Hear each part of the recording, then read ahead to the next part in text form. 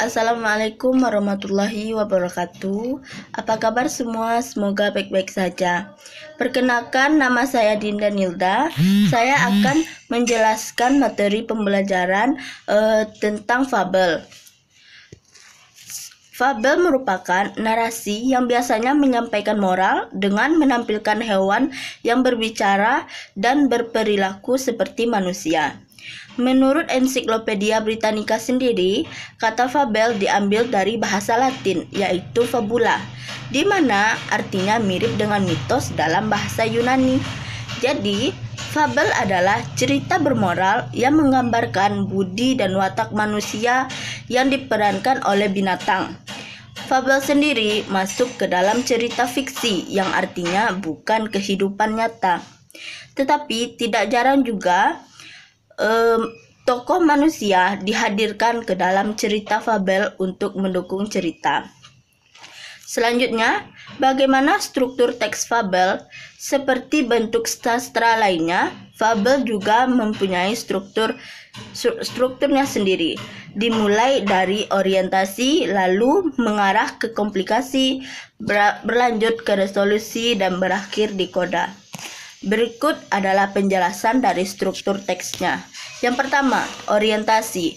Bagian ini merupakan bagian pembuka dari cerita, di mana biasanya bagian inilah yang mengenalkan para tokoh, latar tempat, dan waktu. Yang kedua, komplikasi.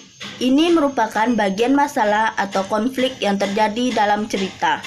Biasanya konflik ini terjadi karena kepribadian salah satu tokohnya. Yang ketiga, resolusi. Bisa dikatakan ini adalah bagian penyelesaian dari masalah dalam cerita. Yang keempat, koda. Berupa penjelasan perubahan yang terjadi pada tokoh setelah mengalami masalah tersebut dan amanat apa yang bisa dipetik pembaca dari cerita tersebut. Lalu, apa saja ciri-ciri dari fabel? Yang pertama, bersifat fiksi atau tidak nyata. Yang kedua, bagian pendahuluan biasanya singkat dan langsung.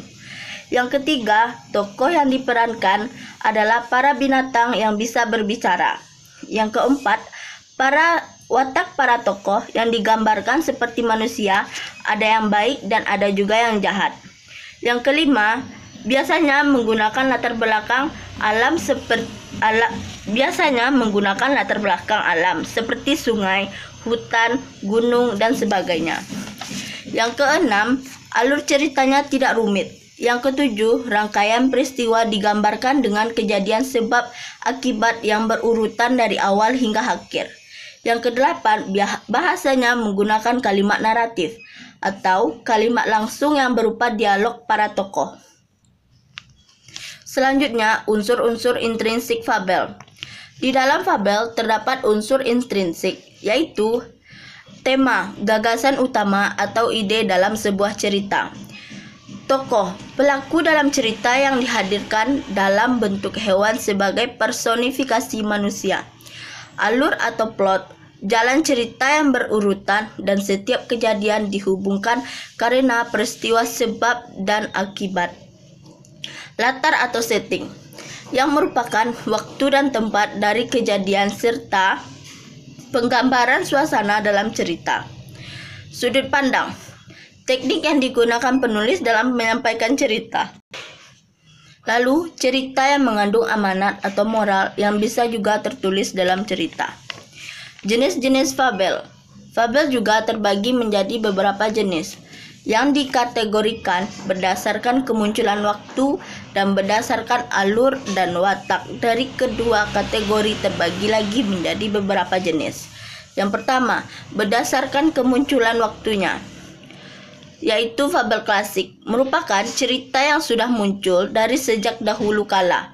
Biasanya cerita ini sudah diwariskan oleh nenek moyang secara turun-temurun, dan cerita ini diwariskan secara lisan dari generasi ke generasi selanjutnya.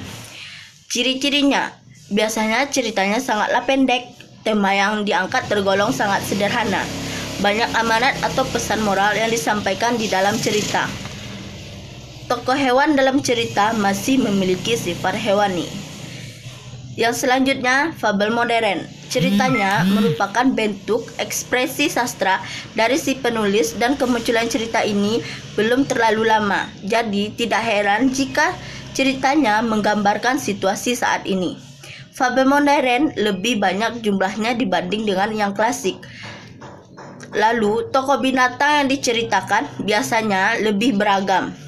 Yang kedua, berdasarkan alur dan watak, yaitu fabel alami. Fabel alami yang menceritakan para binatang dengan menggunakan sifat alami dari para binatang itu di kehidupan nyata. Selanjutnya, fabel adaptasi. Fabel yang memberikan watak tokoh para binatang dengan mengubah dari watak asli mereka di dunia nyata. Selanjutnya, berdasarkan kemunculan pesannya. Fabel koda merupakan fabel yang menuliskan amanat atau pesan moral secara langsung atau eksplisit. Yang terakhir, fabel tanpa koda. Fabel di mana penulisannya tidak menuliskan amanat secara eksplisit atau langsung pada bagian akhir cerita. Cukup sekian yang saya sampaikan. Mohon maaf kalau ada yang salah. Saya ucapkan terima kasih. Wassalamualaikum warahmatullahi wabarakatuh.